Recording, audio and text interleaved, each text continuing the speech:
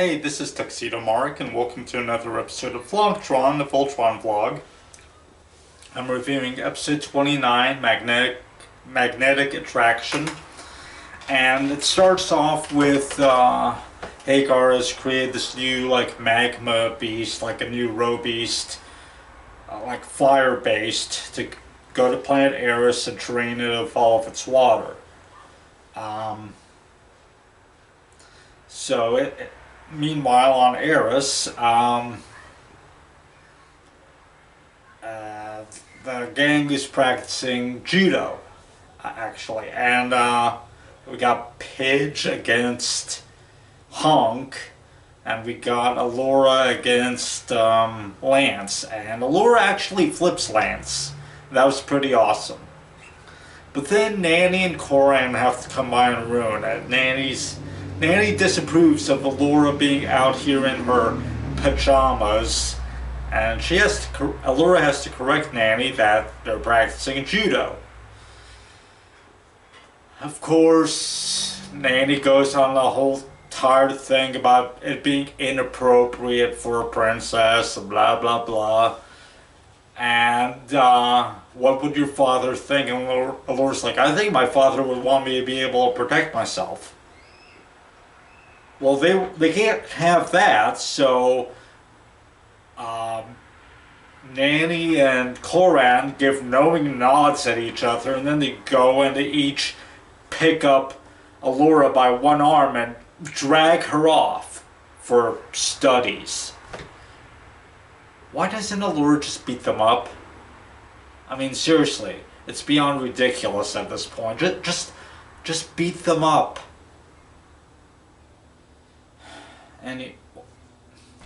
Or if she had a gun on her, just shoot them a few times. It doesn't have to be fatal. Just go, hey, you're not gonna mess with me anymore. Anyway, so roe beast attacks. The planet's drained of water. Everyone else goes back to the castle. They go to their lions, but Allura's lion can't rise off the lake because there's no water, and her blue line is water-based. Her dad, the dead king, communicates with her on her video monitor. Yeah, ghosts can do that. And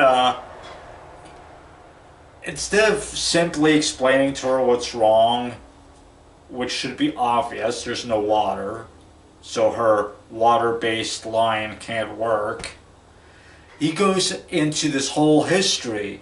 And this episode is actually pretty important, surprisingly, because he explains that he's the one that created these lines.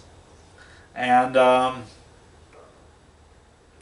so Voltron isn't necessarily that old. I thought it might have been older. I thought it might have been like some legendary thing from way in the past, but it's just one generation ago. Anyway, so he explains what each of the lines are powered by a different element and blah blah blah, and he finally gets around to explain. Allura has to ask him what powers her line, even though she already knows. She mentioned it in previous episode. But anyway, he said there's nothing that he could do until the lake fills back up, so she just has to sit there. Meanwhile, Lotor arrives. The other lines are disabled or whatever, and or kept busy, and he goes to Allura. He just wants to get Allura. And Allura's like, I'd rather die, and I'm kind of surprised that she said that, but yeah, she would rather die than be with him. So,